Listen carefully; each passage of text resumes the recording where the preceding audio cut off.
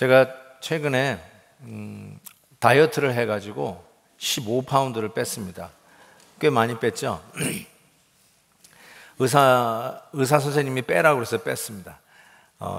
이 콜레스테롤 또 이렇게 당 이게 보로라인이니까 좀 빼라고 그래가지고 제 평생에 이런 거 해본 적이 없는데 처음으로 한번 살을 뺐습니다.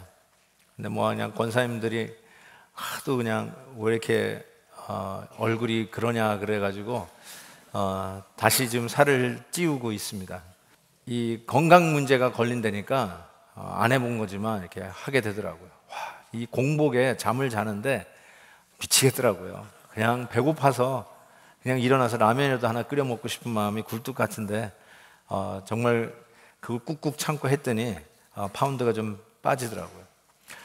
운동선수들이 운동하기 전에 자기 이 체력을 보강하기 위해서 살을 빼야 된다든지, 권투 선수들이 권투하기 전에 체중 감량을 위해서 최선을 다하는 모습 보면 어떤 코스트가 있어도 그 일을 하지 않습니까? 거기에 행동에 반드시 그 이유가 있어요. 우리가 말씀을 읽으면서 그냥 대충 그냥 가정하고 넘어가는 여러 가지들도 있는데 그 중에 하나가 오늘 본문이 아닐까 싶어요. 바울이 남의 이발 비용을 지불합니다. 그냥 그런가 보다 하고 넘어갈 수 있지만 한 번쯤 짚고 넘어가야 될 것이 아닙니까?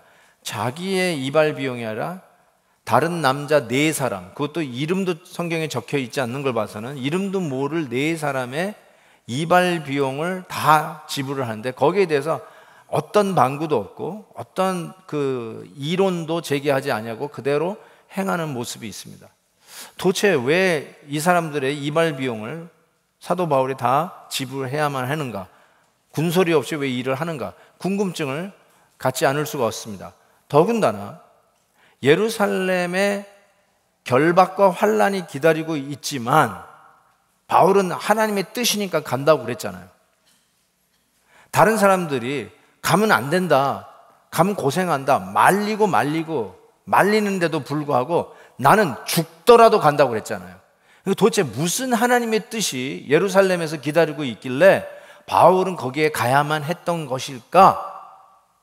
그거에 대한 궁금증을 가지고 본문을 읽는데 별다른 모습은 안 보이고 이름도 모를 4남자의 이발 비용을 대는 장면이 나타나는 거예요.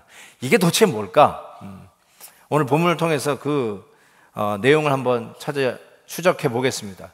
실은 여기서 이발 비용이라고 제가 이야기를 했지만 결례를 행하는 모든 비용을 다 이야기하는 것이라고 할 수 있어요. 이 결례를 영어로 보니까 purification ceremony라고 이야기합니다. 아마도 나실인의 의식을 이야기하는 것 같아요. 하나님 앞에 전적으로 구별해서 머리에 삭도도 되지 아니하고 하나님 앞에 온전히 드려지는 한 달 기간 동안에 나실인으로서 행하는 예식이 있었어요. 그거를 의미한다. 왜냐하면 마지막에 그 머리를 밀어서 그 머리를 제단에서 태워서 하나님 앞에 드리는 것으로 마무리하거든요. 그러니까 여기서도 머리 깎는 게 그런 의미니까 이 나실인의 결례를 행하는 것인데 원래 한 달 동안 하는 건데 오늘 본문을 보니까 바울은 일주일 동안 했어요. 그러니까 약식이다라고 하는 말도 있고요. 아니면 이 유대인들은 밖에 나갔다 와도 손을 씻잖아요. 먼지 털고 발을 닦고. 그래서 이게 세족하고 손을 닦는 일이 예식인데 이게 다른 나라 이방 땅을 다니다 오면은 이렇게 클린 정결식을 행하는 예법도 있다고 합니다. 어찌됐든 간에 이 나실인의 예법 비슷한 결례 퓨리피케이션 세리머니를 하는데 이게 우리가 이발할 때 10불, 20불 혹은 미장원에 가서 얼마 내십니까? 파마를 하면 100불 냅니까? 이런 이발 비용을 얘기하는 게 아니라 이 나실인의 모든 결례를 바울이 그 비용을 냈다는 것인데 그 비용이 만만치 않습니다. 그 내용이 민수기 6장에 나와 있는데 한번 보십시오. 얼마의 비용을 내야 되는지. 여호와께 헌물을 드리되 번제물로 1년 된 흠없는 숫양 한 마리, 그리고 속죄제물로는 1년 된 흠없는 어린 암양 한 마리, 화목제물로 흠없는 숫양 한 마리, 벌써 3마리예요. 양만 3마리. 그것도 흠이 없는 거는 굉장히 비쌉니다.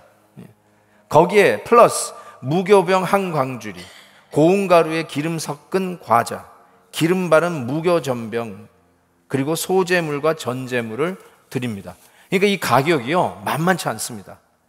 우리가 동네 잔치를 해도 돼지 한 마리 잡는다든지, 그런데 이 양을 한 마리도 아니고 3마리 잡는다는 그 가격이나 양을 생각해 볼 때 이거는 만만치 않은 가격인데, 머리 깎는 비용은 그 결례의 마지막 행하는 것이니까 이 모든 결례의 가격을 바울이 다 지불했다는 것이겠죠. 도대체 왜 이런 가격을 지불했어야만 했는 것일까? 17절 한번 볼게요. 예루살렘에 이르니, 드디어 형제들이 가지 말라 했던 그 어려운 예루살렘에 도착했어요. 그랬더니 형제들이, 예루살렘에 있는 형제들이 우리를, 바울을 포함한 모든 그 일원들을 기꺼이 영접했다, 이렇게 얘기했습니다. 그리고 그 다음날 바울이 우리와 함께 야고보는 예루살렘 교회 담임 목사예요. 야고보에게 들어가니 장로들도, 그 예루살렘 교회 지도자들이죠, 장로들도 다 있더라. 바울이 문안하고 하나님이 자기의 사역으로 말미암아 이방 가운데서 하신 일을 낱낱이 보고했다, 이렇게 되어 있어요. 여기에서 이 낱낱이 보고했다, reported in detail, 저는 이 말에 꽂혔어요. 이게 도대체 무슨 말일까? 바울은 자기가 전도하면서 당한 고난을 잘 이야기하지 않습니다. 별로 관심이 없어요. 자기가 얼마나 고생하면서 전도했는지 아느냐, 이런 보고를 하는 사람이 아니에요. 그런데 여기 보니까 낱낱이 보고했다고 그랬어요. reported in detail. 도대체 뭘 보고했길래, 자기가 고생한 얘기 별로 하지 않는 이 바울의 스타일을 생각해 볼 때 뭘 보고했을까? 여기에 궁금함이 생기는 겁니다. 아마 에베소에서 두란노 서원에서 3년간 가르쳤던 이야기 했겠죠. 유두고 청년이 말씀 듣다가 뚝 3층에서 떨어져 죽었는데 다시 살려낸 얘기도 어쩌면 했을 거라는 생각도 듭니다. 밀레도에서 에베소 장로들을 불러가지고 그 고별 인사, 다시 만나지 못할 것 같은 마지막 유언과 같은 메시지, 그거를 우리는 지난 3주 동안에 목회 매뉴얼이라고 하는 이름하에서 살펴봤던 그 내용들도 어쩌면 보고했을 거라고 생각이 듭니다. 에베소에 있었던 그 데메드리오 소동, 거기서 죽을 뻔했었던 이야기도 어쩌면 했을 것 같아요.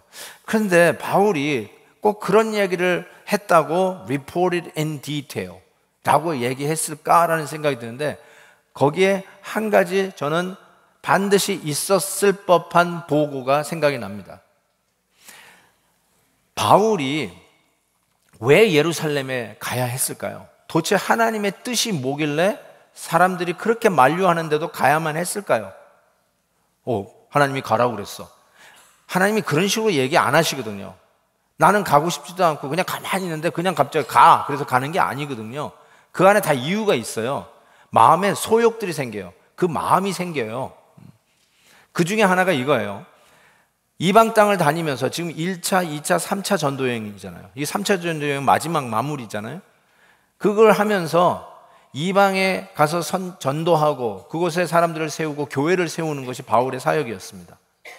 그런데 모 교회, 예루살렘 교회가 어렵다는 이야기를 듣습니다. 가난한 자들을 위해서 이방에 있는 교회들이 헌금을 했어요. 그래서 그 헌금을 예루살렘 교회에 가져가는 것이 바울의 원하는 것이었어요. 그래서 예루살렘에 가야 된다고 생각했어요.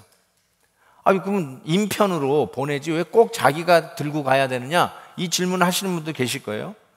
누가 또 이 헌금을 떼먹을까 봐 자기가 손수 들고 간다는 것일까, 그렇게 생각하실 수도 있을 겁니다. 그런데 바울의 1차, 2차, 3차 전도 여행의 과정을 보면 바울을 가장 힘들게 했던 일들이 있습니다. 그게 무엇이냐면 유대인들입니다. 바울이 가는 데마다 쫓아와가지고 바울에게 시비를 걸었습니다. 바울이 전하는 복음의 메시지를 곡해하고 너는 모세의 율법을 반하고 우리 성전에 대해서 모독을 하는 자다 라고 하면서 저런 자는 없어져야 된다. 바울은 원래 유대인입니다. 그런데 유대인 형제들에게 영접을 받지 못하고 그는 이방에 다니면서 이방 사람들에게 전도한 사도가 되었던 것입니다. 다음에 살펴보겠지만 어느 정도로 유대인들이 바울을 싫어했냐면 바울을 죽이지 않고는 내가 내 입에 밥 한 숟가락도 집어넣지 않겠다. 내 밥을 먹지 않겠다고 소위 우리식으로 얘기하면 혈서를 쓴 비밀 암살 조직단이 40명이나 있었습니다. 한 사람이 나를 괴롭혀도요 살맛이 안 나요. 한 사람이 집요하게 여러분을 아주 악랄하게 괴롭히고요 이상한 댓글 계속 달고 그냥 말꼬리를 붙잡고 막 신경질나게 해도요 참 살맛이 안 나요. 그런데 네가 죽지 않으면, 내가 널 죽이지 않으면 밥을 안 먹겠다는 사람이 한 사람도 아니고 40명. 이게 바울이 그가 전도를 하면서 늘 업고 다녀야 할 부담이었어요. 그게 늘 그를 괴롭혔어요. 어떻게 하면 유대인들과 이방인들이 하나가 될까? 그래서 로마서에서도 그렇지만 갈라디아에서 보시면 어떻게 우리가 복음 안에서 이방인이나 유대인이나 자유인이나 노예나 그 누구도 구별 없이 다 하나가 될까? 이걸 얘기하려고 그렇게도 애쓴 거 아니겠어요? 그런데 바울이 이 이방인의 헌금을 걷어서 유대인들 예루살렘에 가져간다는 거예요. 이방인은 유대인의 입장에서 생각해 볼 때는 짐승과 같은 사람이에요. 성전에 못 들어오는 사람들이었어요. 그런데 오늘 본문에는 적혀 있지 않지만 저는 이 reported in detail에 헌금을 전달한 내용이 있었을 거라고 전 짐작합니다. 여기에는 안 적었지만 사도행전 24장에 가면 적어놨어요. 누가가 이 부분에서는 안 적었지만 나중에 적었어요. 24장에 보시면 여러 해 만에 내가 내 민족을 구제할 것과 재물을 가지고 왔다 이렇게 얘기했어요. 그렇죠? 분명히 예루살렘에 나의 백성들을 위해서 기프트, 헌금이죠. 이 기프트를 가지고 왔다라고 얘기했어요. 그런데 한 군데 더 볼 본문이 있는데요. 로마서에 보면 어떤 내용이 있냐면 실은 고린도라고 하는 곳에서 로마서를 썼어요. 사도 바울이 고린도 도시에서 로마서를 썼는데 3차 전도 여행 끝내기 위해서 예루살렘에 가기 해야 되는데 고린도에서 로마서를 쓴 거예요. 그러면서 로마 교인들에게 기도 부탁을 해냈어요. 그 기도 부탁이 로마서 15장에 나와요. 자 보세요. 내아로 유대에서 순종하지 않은 자들로부터 건짐을 받게 하고, 그 다음에 보세요.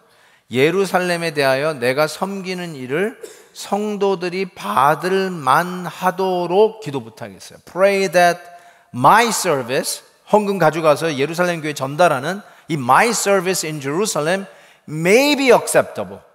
이게 잘 받아들여지도록 기도 부탁을 했어요. 아니 어렵다고 하는 교회에 헌금을 걷어서 갖다 주는 그 일에 기도 부탁을 한다는 게 이게 이해가 됩니까? 그냥 갖다 주면 되는 거 아니에요? 좀 괜찮은 사람이 그렇지 못한 사람에게 나의 부를 좀 재분배한다는 차원에서 구제를 하는 게 뭐가 그렇게 기도 제목까지 내놓고 They may accept our gift well. 우리의 이 선물을, 이 헌금을 잘 받도록 기도 부탁한다는 게 무슨 의미가 있을까요? 돈은 단순히 돈이 아닙니다. 돈은 참 묘한 것입니다. 한번 예를 들어볼게요. 왜 이게 그렇게 기도 제목이 되었을 법하냐면, 예를 들면 한 요양원에 근근히 하루하루를 살고 있는 나이 드신 할머니가 있었습니다. 그런데 그 할머니를 때때로 방문해서 돌보는 손녀딸이 있었는데 이 손녀딸이 의사예요. 그런데 그 손녀딸이 오니까 이 할머니가 서랍을 열고 꼬깃꼬깃 숨겨놓았던 용돈을 꺼내가지고 이 손녀딸에게 100불 정도 주면서 이제 곧 네 생일이 다가오니까 이걸로 좀 사 먹어. 이 할미가 주는 선물이야 하고 돈을 쥐어준 거예요. 근데 이 의사인 손녀딸이 이렇게 얘기합니다. 할머니 나 돈 많아. 필요 없어. 그랬어요. 아니야, 이 할미가 우리 손녀딸에게 주고 싶은 선물이야. 꼭 가져. 할머니 나 돈 필요 없어. 할머니가 써. 여기는 밥만 주는 것만 먹어도 돼. 여긴 돈 쓸 데도 없어. 네가 써. 할머니 나 필요 없어. 그랬더니 이 할머니가 그래서 야, 내가 누구냐 그랬어요. 우리 할머니지. 그래, 내가 이 UCLA 병원에 스카웃된 잘난 손녀딸의 할미다. 그러면서 이거 받아, 할미 마음이야 하고 딱 했더니 이 손녀딸이 군소리 없이 네 하고 받았어요. 자, 여기에서는요, 돈이 없어서 받은 게 아니에요.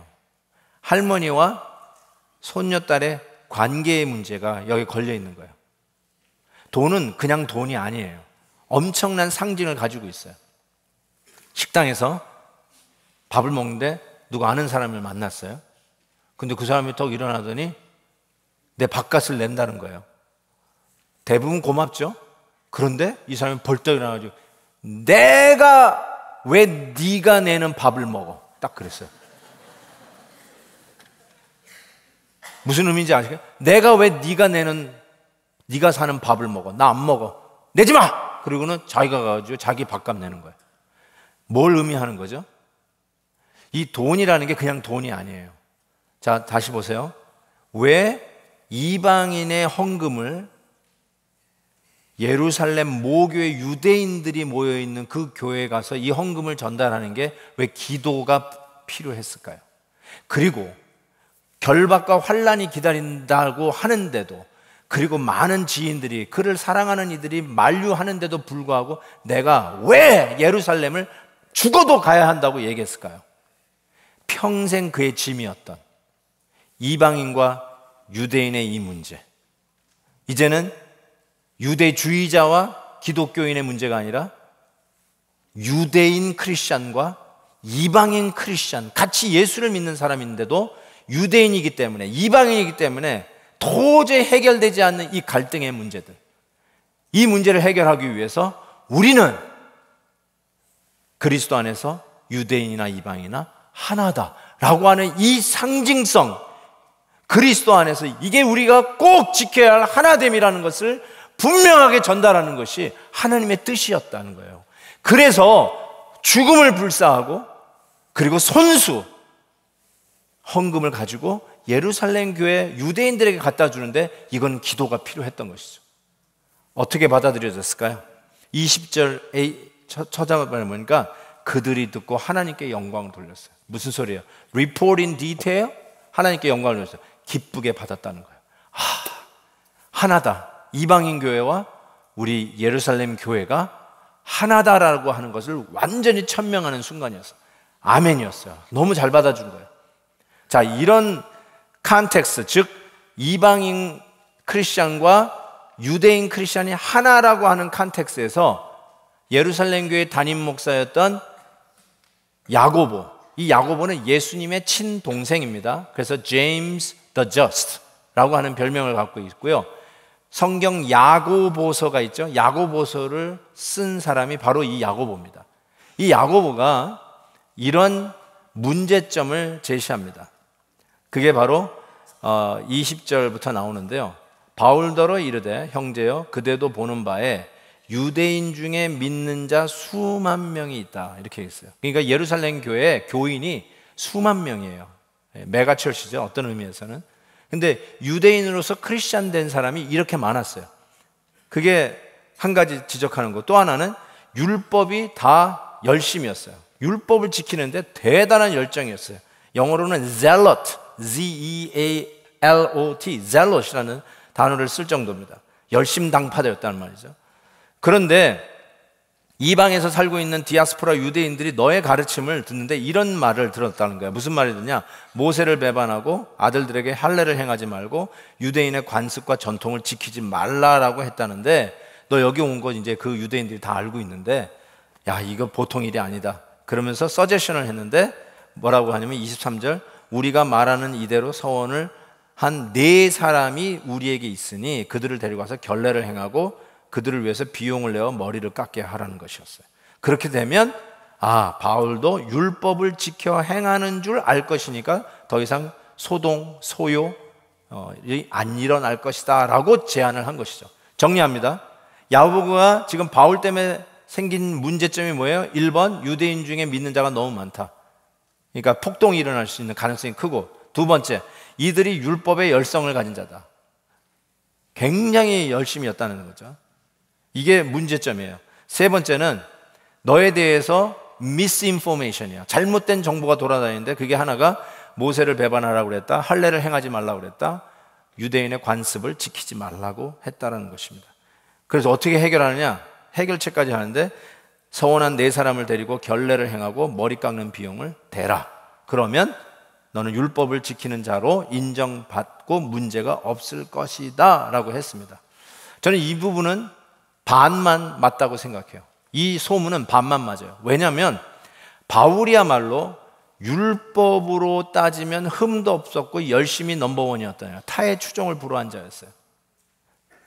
그런데 율법을 지킴으로 얻는 의보다, 이거는 의로워질 수도 없는 거지만 그리스도를 믿음으로 얻는 의가 이게 하나님 앞에 인정받는 의라는 것을 그는 안 후부터 율법을 지킴으로 얻는 의, 떳떳함, 당당함, 그리고 남과 비교해서 내가 너보다 더 낫다라고 하는 것을 증명하는 무기, 그런 의미에서 율법을 지킴으로 얻는 의 말이에요. 의로움, 내가 너보다 더 의롭다. 이것이 우리를 구원하는 것이 아니라 그리스도를 믿음으로 하나님 앞에 의롭다 인정받는 이 복음의 의, 이거를 알고 나니까 율법으로 열심으로는 최고였던 바울이 그 율법을 배설물이라고 얘기했어요. 그게 빌립보서에 나옵니다. 한번 들어보세요. 열심으로는 자기 자신을 소개하면서 교회를 박해하고 율법의 의로는 흠이 없는 자라. 그러나 무엇이든지 내게 유익하던 것을, 즉 율법을 지킴으로 얻는 유익을 내가 그리스도를 위하여 다 해로 여길 뿐더러 또한 모든 것을 해로 여기면 내 주 그리스도 예수를 아는 지식이 가장 고상하기 때문이라. 내가 그를 위하여 모든 것을 잃어버리고 배설물로 여김은 그리스도를 얻고 그 안에서 발견되려 함이니 내가 가진 의는 율법에서 난 것이 아니요 오직 그리스도를 믿음으로 말미암은 것이니 곧 믿음으로 하나님께로부터 난 의라. 이렇게 얘기했습니다. 이해가 되시죠? 그러니까 모세의 율법을 지킴으로 구원받는 게 아니다, 분명하게 얘기했어요. 그럼에도 불구하고 바울이 이 야고보의 제안에 이런 방구하지 아니하고 오케이 하고 수긍하고 그 일을 즉시로 행했던 이유가 무엇일까? 두 가지로 정리할 수 있어요. 첫 번째는 야고보의 그 해결책 제안이 구원론, Doctrine of Salvation에 대한 것이 아니라 유대인의 전통과 관습에 관한 것이었어요. 어떻게 구원받느냐? 율법을 지킴으로 구원받느냐? 그거는 목숨 걸고 사도 바울이 반대한 얘기죠. 그러나 유대인의 관습을 지키는 거는 구원과 상관없는 거예요. 그래서 실은 야고보도 이 이야기를 하면서 이미 구원론에 대해서는 우리가 지난 2차 전도 여행 때 예루살렘 총회가 모였잖아요. 이방인과 유대인의 문제들 때문에 그 문제가 생긴 거 아니에요. 이방 사람들이 예수 믿는다고 하는데 도저히 유대인들의 이 풍습을 안 따르니까, 그러면서 이야기를 하면서 25절에 이걸 다시 이야기하면서 리마인드 하죠. 주를 믿는 이방인들에게는 우리가 우상의 제물과 피와 목매에 죽인 것과 음행을 피할 것을 결의하고 편지했다. 이걸로 우리는 끝냈다. 우리는 이 구원론에 대해서 문제가 아니라 우리 유대인들의 관습을 리스펙트 해달라라는 것이죠. 그렇기 때문에 바울은 그런 의미에서 자기가 결례를 행하는 데 있어서 하나의 레저베이션도 없었어요. 타협하는 게 아니었어요. 구원론을 타협하는 것이 절대로 아니었어요. 두 번째로 왜 이런 방구 없이 이 결례를 행했는가? 바울이 모세를 반대했다라고 하고 뭐 할례를 받지 말라고 했다는 말이 반율법주의나 혹은 많은 사람들 주장하길 무법주의를 내가 믿고 있는 것이 아니기 때문이다. 이게 제일 많이 오해하는 것이죠. 예수 믿었다, 이제 천국 간다, 그러니까 이제는 뭐 하고 살아도 상관없다, 이렇게 오해할 수 있잖아요. 난 이제 예수 믿었으니까 이제는 내 마음대로 살아도 상관없다. 이게 얼마나 잘못된 구원론입니까? 그래서 이 구원론을 싸구려 취급하는 것이라고 비판을 하기도 하죠. 그게 우리 구원론이 아니죠. 예수 믿었기 때문에 오히려 더 경건하고 구별되게 살려고 하는 노력이 우리 안에 있듯이, 그렇다고 해서 반율법이나 무법주의가 아니라 우리가 경건하게 제자 훈련으로서 덕스럽게 살아야 하는 것을 우리가 알듯이, 분명하게 자기는 반율법이나 무법주의자가 아니었길래 유대인의 전통과 관습을 지키는 거에서 레저베이션이 없었어요. 꺼리끼는 게 없어요. 그래서 바로 야고보의 제안에 수긍하고 그 일을 행하는 것이죠. 실은 바울이, 여러분 아세요? 디모데, 자기 아들과 같은 디모데에게 사도행전 16장 이미 우리가 살펴봤지만 할례를 받으라고 그랬잖아요. 할례를 하지 말라고 하지 않았어요. 할례를 받으라고 했어요. 그 이유가 할례 받고 구원받으라고 하는 것이 아니라 자기 어머니는 유대인이지만 아버지는 이방인이었잖아요. 그래서 유대인들에게 전도할 때 야, 저 할례도 받지 않은 것이 나한테 뭐라고 하느냐, 이렇게 시비 걸릴까 봐 할례를 받으라고 그런 거예요. 구원받기 위해서 할례를 한 게 아니라. 이게 바로 바울의 행동 원칙이었어요. 바울이 어떤 행동을 결정할 때 바로 이 복음의 관으로 결정했어요. 초지일관, consistent 했어요. 처음부터 끝까지 예수 믿음부터는 그가 왜 그 행동을 그때 그렇게 했느냐, 바로 이 행동 원칙 때문에 했는데, 이 행동 원칙을 고린도전서에서 사도 바울이 정확하게 밝힙니다. 유대인들에게 내가 유대인과 같이 된 것은 유대인들을 얻고자 하며, 율법 아래에 있는 자들에게는, 유대인이죠, 율법 아래에 있으니까 내가 율법 아래에 있지 아니하나, 나는 자유롭죠. 그러나 율법 아래에 있는 자 같이 된 것은 율법 아래에 있는 자들을 얻고자 함이라고 그랬어요. 21절, 율법 없는 자에게는, 이방인이죠, 율법이 없어요, 내가 하나님께 율법 없는 자가 아니요 도리어 그리스도의 율법 아래에 있는 자이나 율법 없는 자같이 된 것은 율법 없는 자들을 얻고자 함이라. 22절, 약한 자들에게는 내가 약한 자와 같이 된 것은 약한 자를 얻고자 하며 내가 여러 사람에게 여러 모습이 된 것은 아무쪼록 몇 사람이라도 구원하고자 함이니 내가 복음을 위하여 모든 것을 행하면 복음에 참여하고자 함이라. 이게 이혈령 비혈령 이 모양 저 모양으로 그냥 주 때도 없이 왔다 갔다 했다는 뜻이 아니라, 바울이 왜 이런 행동을 하느냐면 어떻게 하든지 간에 그 사람이라도 구원을 할 수 있도록, 구원 얻고자 하는 그 욕망, 한 사람이라도 더 구원시키기 위해서 나는 율법이 있는 자에게는 율법 있는 자같이, 율법 없는 자에게는 율법 없는 자같이 행했다라고 하는 것이죠. 그래서 지금 유대인들이 이렇게 난리니까 그 유대인들을 얻고자 유대인들의 관습인 그 일을 행하기 위해서 결례를 행하고 그 다른 사람들의 비용까지 지불하면서까지 하는 일에 그는 전혀 거리낌이 없었다는 것이죠. 바울 신학, Theology of Paul, Pauline Theology의 가장 권위 있는 학자가 F.F. 브루스입니다. 이 F.F. 브루스 밑에서 직접 사사를 받으신 분이 풀러 신학교의 김세윤 박사님이세요. 이 브루스 박사님이 바로 이 부분을 주석을 했는데 제가 좀 번역을 해봤습니다. 율법 아래에 있는 자처럼 행한 것은, 사도 바울이 예수를 믿는 유대인의 거리낌을 달래기 위한 것보다는, 그게 실은 야고보가 제안한 거거든요. 거리끼는 유대인 이 그리스천들을 좀 달래달라는 거였는데, 그거보다는 아직 믿지 않는 유대인을 얻기 위함이었다, 이렇게 얘기합니다. 바울은 우리 주 예수 그리스도 안에서만 발견할 수 있는 참된 자유를 믿지 않는 유대인들에게 소개하고 싶은 열망뿐이었다. 그리고 제가 무릎을 쳤던 이 문구가 정말 딱 스떡됐는데 이거예요. 어떠한 얽매임도 없었던 바울의 영혼은 그의 자유로움에도 스스로 얽매이지 않았다. 영어가 더 마음에 와닿을지도 몰라요. A truly emancipated spirit such as Paul's is not in bondage to his own emancipation. emancipation이 노예 해방에 쓰는 단어예요. emancipation of slave 하는 게 노예 해방이에요. 바울은 그 정도로 노예가 해방되듯이 해방된 자였어요. He's free. 로마서 8장 나오는 말씀처럼 누구든지 그리스도 예수 안에 있는 자는 정죄함이 없나니 이는 그리스도 안에 있는 성령의 법이 죄와 사망의 법에 너를 해방하였습니다. Emancipated. We are emancipated. 우리는 정말 자유로운 자예요. 그런데 이렇게 얘기하고 있어요. 그 자유로움에도 얽매이지 않았다. 이게 기가 막힌 말 아니에요? He's not in the bondage of his own emancipation. 안 해도 돼요. You're free. 안 해도 돼요. 그런데 하는 자유를 선택하는 이 바울의 모습이 진정한 자유죠.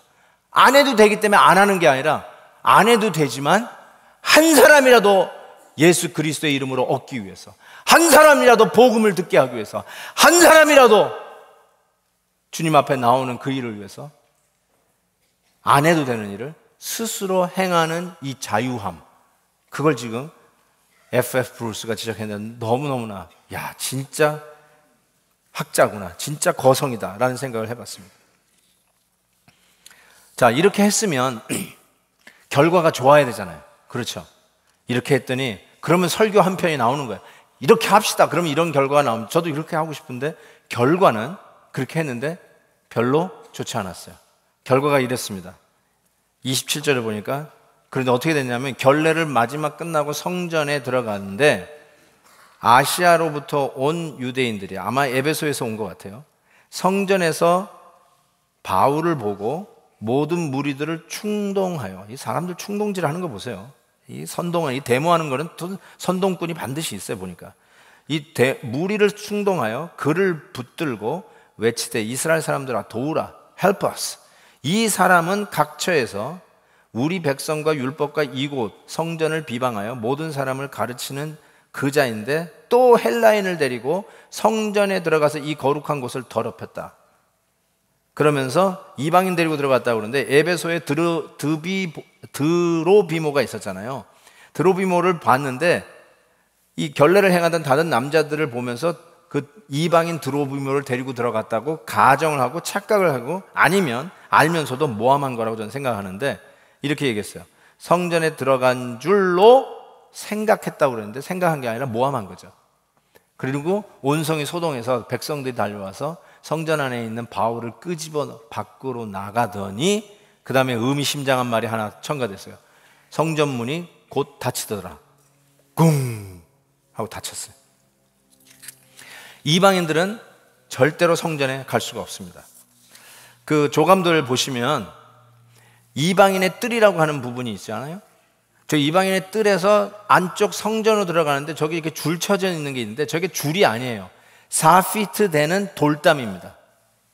4피트 되면 이게 넘겨다 보이죠? 4피트 된 돌담이에요. 근데 그 돌담에 뭐라고 적혀 있냐면 이방인은 이 길 넘어가면 죽습니다. 이렇게 적혀 있어요.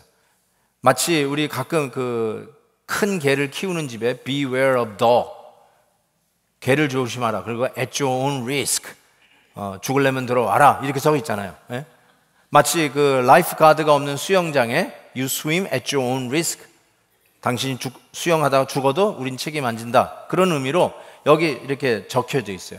이방인의 뜰에 여기 적혀져 있어요.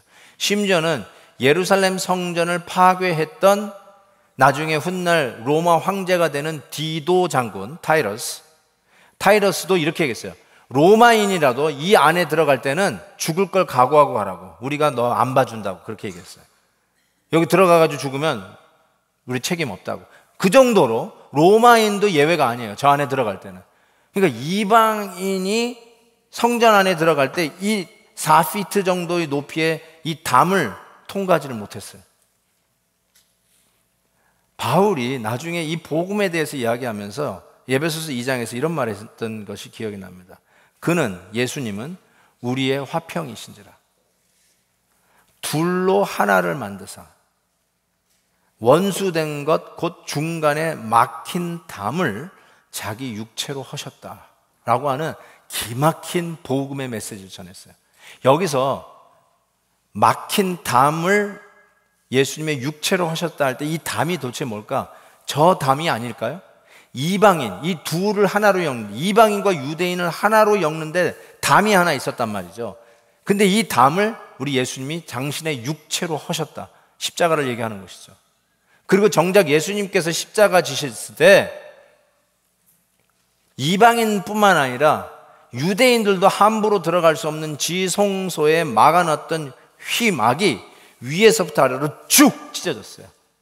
굉장히 상징적인 사건이 터졌는데 그 말은 뭐냐면 누구든지 이제 들어오라는 거예요. 누구든지 하나님의 거룩한 임재 앞에 예수 그리스도의 십자가 쪼개진 몸 위에서 누구든지 그 담을 헐고 들어올 수 있다. 바로 그 복음의 메시지를 가시화해서 선포한 것이죠. 그러면서 에베소서에서 바로 이방인도 이 담을 넘지 못하는데 그 담을 왜 못 넘느냐? 이제 넘을 수 있다. 그러면서 예수 그리스도 당신의 육체로 그 담을 허셨다. 고로 예수님은 우리의 peace offering, 화목제물, 평화다라고 얘기하는 것이죠. 그리고 나서 유대인들이 완전히 끄집어내가지고 내팽개쳤잖아요. 내팽개치고 뒤에서 성전문이 꽝 닫혔어요. 그때 바울의 모습이 어땠을까? 자꾸 바울이 보고 싶은 거예요. 여러분 성경 보다 보면 그 인물이 보고 싶지 않으세요?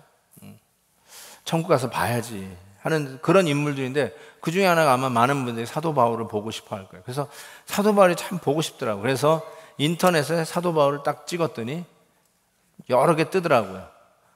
근데 렘브란트가 자기의 자화상을 그리면서 사도 바울을 자기의 모습에 반추해서 그린 그림이 있어요. 그걸 딱 보는데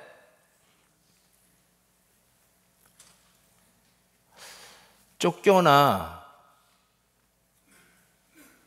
널브러져 있는 바울의 얼굴을 생각하다가 저걸 딱 봤는데 눈물이 핑 도는 거예요. 좀 클로즈업해서 얼굴을 보면요, 한번 잘 들여다보세요. 그의 평생의 짐이 이방인과 유대인 하나 되는 게 하는 거였어요. 지금도 자기를 어떻게든지 잡아 죽이려고 쫓아오는 암살단이 있어요. 그리고 이제는 그리스도인으로서 유대인과 이방인이 하나 되는 일이 너무너무나 그는 시급했고, 결박과 환란이 기다리고 있는 예루살렘에 그 형제들이 다 말려도 나는 이 이방인들의 피 같은 생명과 같은 헌금을 내가 손수 들고 가서 전달해야 하는 하나님의 뜻을 그는 이루기 위해서 갔어요. 이게 너무너무나 중요한 거, 자기 생명 바쳐서 이루어야 할 일이에요. 그리스도인들이 하나라는 거예요. 이방인이나 유대인이나 예수를 믿는 사람들은 담이 없다는 거예요. 서로 너는 너고 나는 나다 하고 수도 없이 담을 치고 살아가는 우리들의 모습 속에 우리는 담이 없다는 거예요. 그 담이 없다는 것을 보여주기 위해서 바울이 지금 이것을 행한 거예요.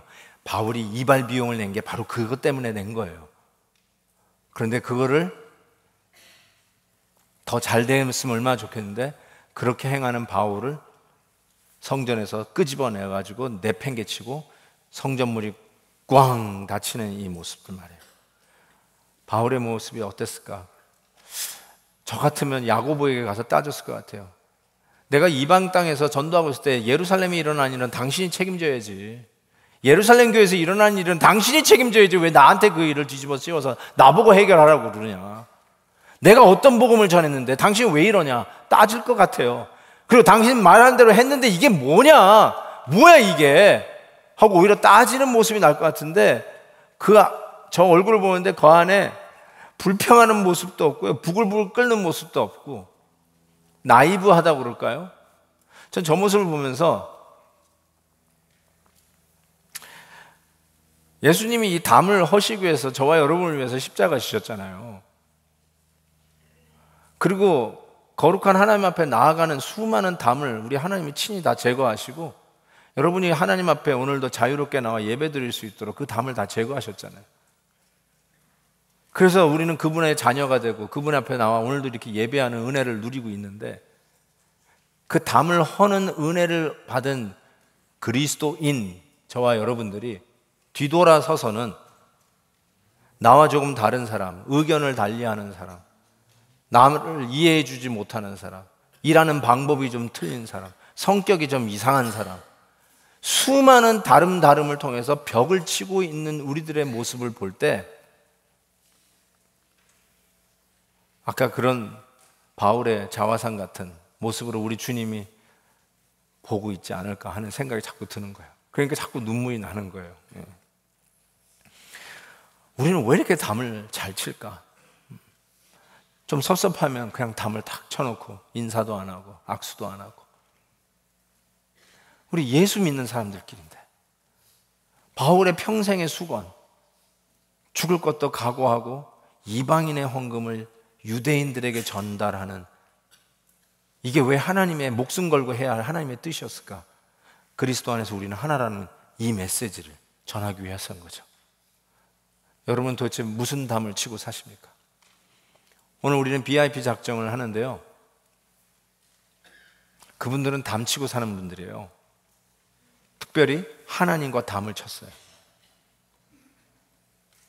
바로 그분들에게 우리 주님께서 담을 허물고 당신의 육체로 십자가로 허물고 그분을 받아주시는 그 은혜를 우리가 누리면서 생각하면서 그분들의 이름을 적는데, 때로는 그분들의 이름이 안 떠오를 때도 있어요. 어쩌면 죄송한 표현이지만 관심이 없는 분도 계실 수도 있어요. 나는 그 담을 헐어주셔서 하나님의 자녀 되는 이 은혜를 누리고 있는데 내 이웃은 그 은혜를 누리는데 전혀 관심이 없어. 전혀 생각이 없어.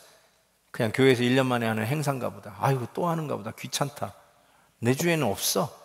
신경도 안 쓰는 분도 혹시 이 자리에 앉아 계실지도 모르겠어요. 오히려 없는 것에 인해서, 전도 못하는 것에 있어서 좀 미안한 마음을 갖지 않고 말이죠. 왜 그럴까요? 주님은 여러분을 어떻게 바라보고 계실까요? 여러분을 위해서 담을 허무셨던 주님께서 여러분은 뒤 돌아서서 수많은 담을 치고, 심지어는 BIP들이 하나님 앞에 나오는 그 담 치는 것도 여러분이 오히려 기여를 하면 기여했지, 그 담 허물기 위해서 애쓰는 모습 전혀 없는 여러분을 보면서 주님의 마음이 어떨 것 같습니까? 저는 이 찬양을 좀 부르면서 여러분의 마음에 이런 도전을 하기를 원합니다. 두 가지입니다. 하나는 하나님 앞에 이 담을 허물고 나가야 할 BIP를 위해서 좀 기도하셨으면 좋겠고, 또 하나는 우리가 그리스도 안에서 하나인 이 메시지를 우리는 정작 우리의 삶 속에서 실천하지 못하고 우리 주위의 형제 자매들과 조금의, 그게 어떤 이유인지 모르겠고 여러분 나름대로 합리화하고 있는 문제일지 모르지만 그리스도인끼리 담치고 있는 일은 있는지, 너는 너고 나는 나다 하고 담치고 있는 모습은 없는지, 그 담을 좀 헐었으면 좋겠다는 생각이 듭니다. 한번 이 찬양을 해볼까요? 주는 평화 막힌 담을 모두 허셨네. 어떤 담이든지 다 허셨어요. 모든 담을 다 허셨다고 그러셨어요. 여러분이 지금 가지고 있는 그 담, 그것도 예수님이 허신 담이에요. 근데 여러분이 뒤돌아서서 벽돌 한 장 한 장씩 차곡차곡 쌓고 계셨던 그 담 말입니다. 그 원래 허물어진 담이었어요. 없는 담이에요. 근데 여러분이 만드셨어요. 그리스도 안에서 우리 하나인데 하나됨의 메시지를 여러분은 도무지 여러분의 삶 속에서 실천하지 아니하고 여러분이 만든 담 속에 갇혀서 지내고 있는지도 모르겠어요. 오늘 이 찬양을 부르면서요, BIP들을 생각해 주시고 여러분이 쌓고 있는 담을 허무는 결단이 있기를 바랍니다. 같이 한번 찬양합니다. 주는 평화.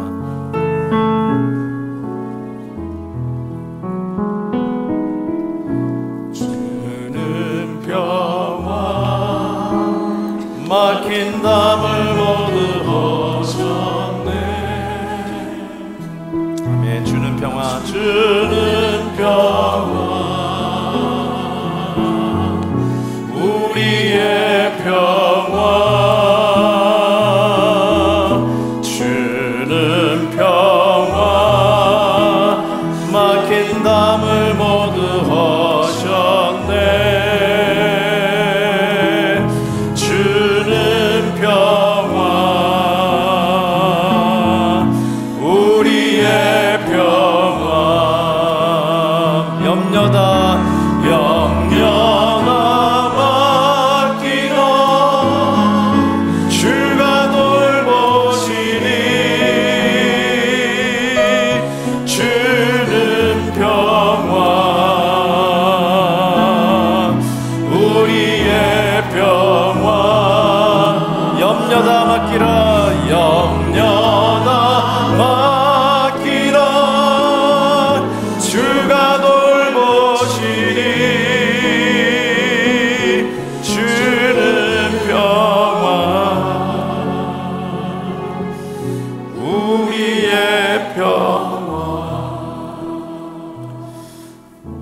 하나님과의 담쳐져 있는 우리 BIP들을 생각하면서 한번 적어주시면 좋겠어요. 지금 시간 되시면 한번 적으시고요. 그리고 부탁 하나 드리고 싶은, 여러분도 모르게 지금 담을 치고 있는 같은 형제 자매들이 있을 수 있잖아요. 오늘 하나님께서 그 담을 허물라고 여러분에게 하나님의 뜻을 보여주셨으니까 이번 주에 그 담을 허무는 작업을 순종하면서 하십시오. 전화를 걸어야 되면 전화 걸고 우리 같이 식사하십시다. 내가 밥값 내겠습니다. 이발값은 아니더라도 밥값 내겠습니다. 제가 밥 사드릴게요. 그러면서 한번 좀 제스처를 했으면 좋겠어요. 꼭 좀 해주세요. 같이 예수 믿는 사람끼리 이 담도 못 헐면 우리가 BIP들을 어떻게 그 담을 허물고 하나님 앞에 나오는 일을 인도할 수 있겠습니까? 꼭 그 일에 여러분 실천하시면 좋겠고요. 저 얼굴 보지 마시고 지금 BIP 이름을 좀 적으시면 좋겠습니다. 그리고 제가 기도할 때 눈 뜨고 적으셔도 돼요. 제가 기도하는 순간에 펜 들고 그때 적으셔도 되니까 꼭 적어서 헌금 시간에 같이 여러분의 헌금과 함께 하나님 앞에 드렸으면 좋겠습니다. 기도하겠습니다.